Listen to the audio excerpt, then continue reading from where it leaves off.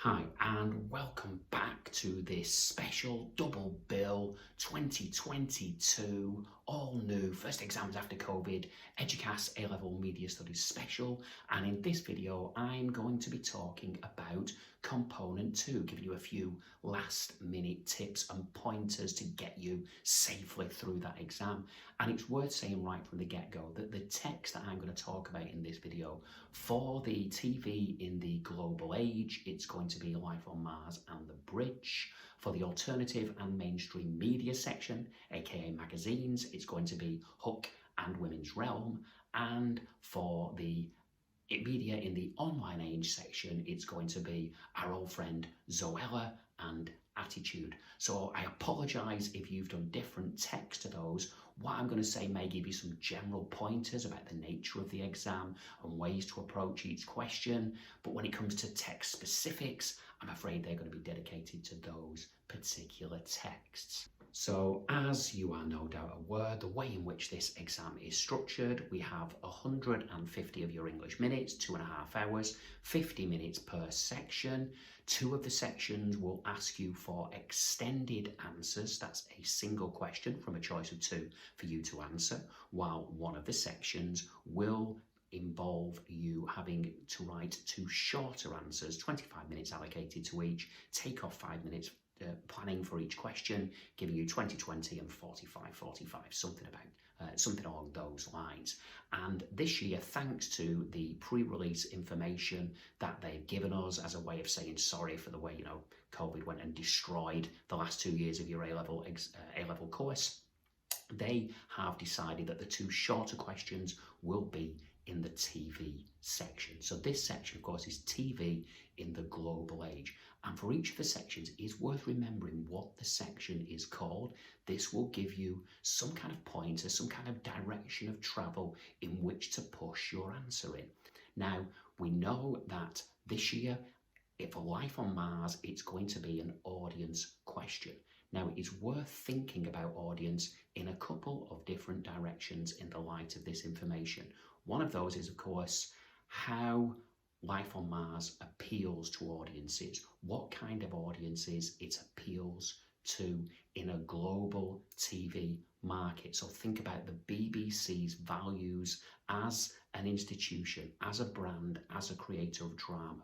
Think about the way in which this programme, a hybrid of science fiction and crime, will appeal to a range, a multitude of different audiences. Think of the appeals of the stars, Philip Glenister and John Sim. Think about the appeal this show offers through its reconstruction of the 1970s, through its array of intertextual postmodern touches, the way in which it alludes to seminal crime shows of the 1970s, such as The Professionals and The Sweeney. Think also about the way in which the show positions its audience. Now remember that theory is incredibly important to this particular component, not only in the way that you show off your knowledge of the range of theorists that you've studied over the last couple of years, but also your ability to evaluate some of those theories. In other words, to decide to what extent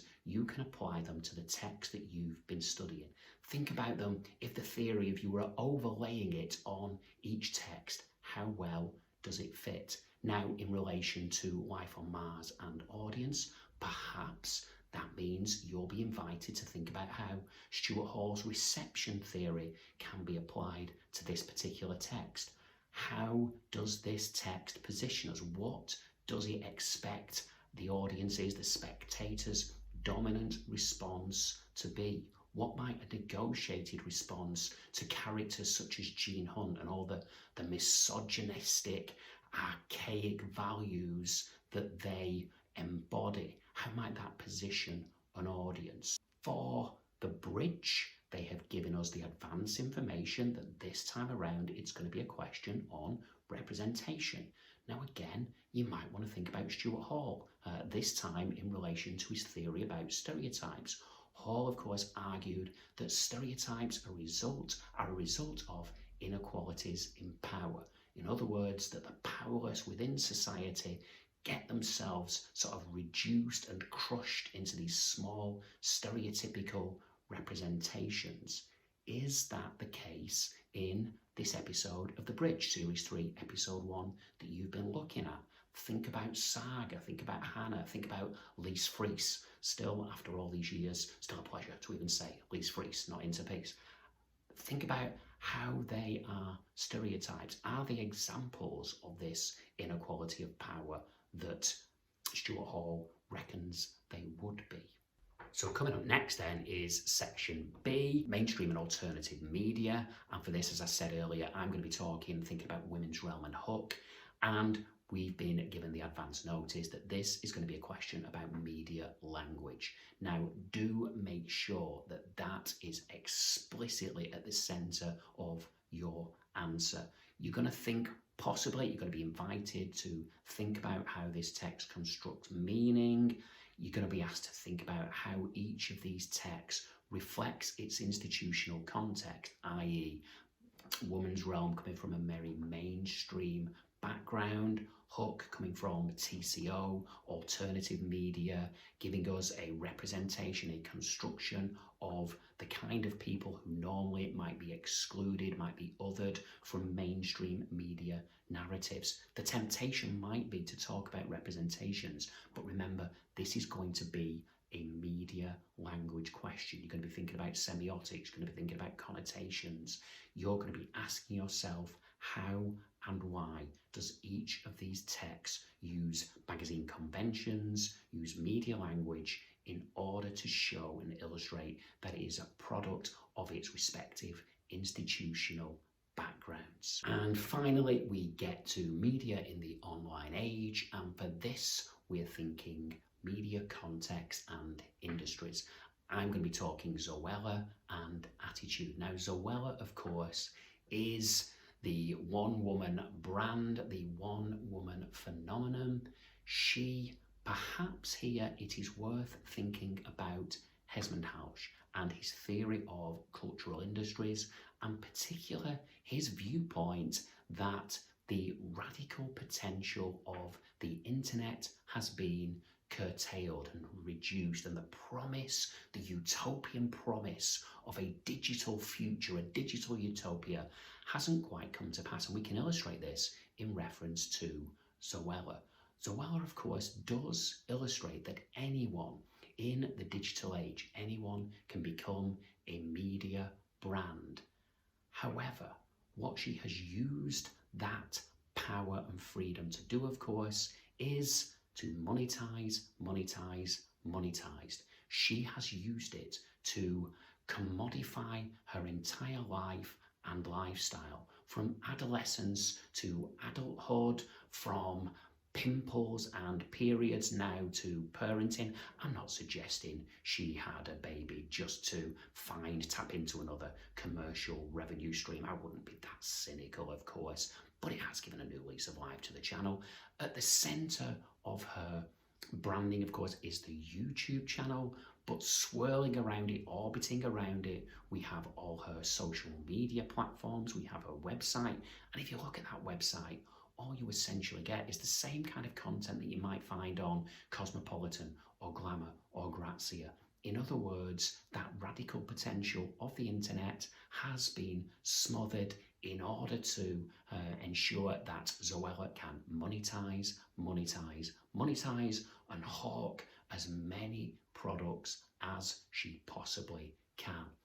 When we cross over to Attitude magazine, again, we can see that the dream of the internet as a hub of social interaction, again, it hasn't quite come into pass. The website of Attitude, publishers Stream, of course, what we find there is that the website essentially serves as a marketing tool for the actual print magazine. The thing that makes money for this company would appear to be subscriptions to that old-fashioned print product. The magazine offers us a few clickbaity stories, news stories, fitting the agenda, fitting the ideology of Attitude magazine, in other words, catering to a gay and lesbian audience. However, the actual radical potential, it doesn't really offer us anything different. The content of the magazine, you won't find that on the website. The social media channels of Attitude Magazine, again, they just serve to push us in the direction of the magazine itself. So, I hope that's given you a few pointers. Remember, know your theories, be ready to evaluate them, be ready to think about the extent to which they apply to these texts that you have studied. As ever, plenty of terminology, plenty of references to theory. Make clear that you are a student of media studies. Okay? I hope that's been of some use to you. Good luck, everybody, and I'll see you soon.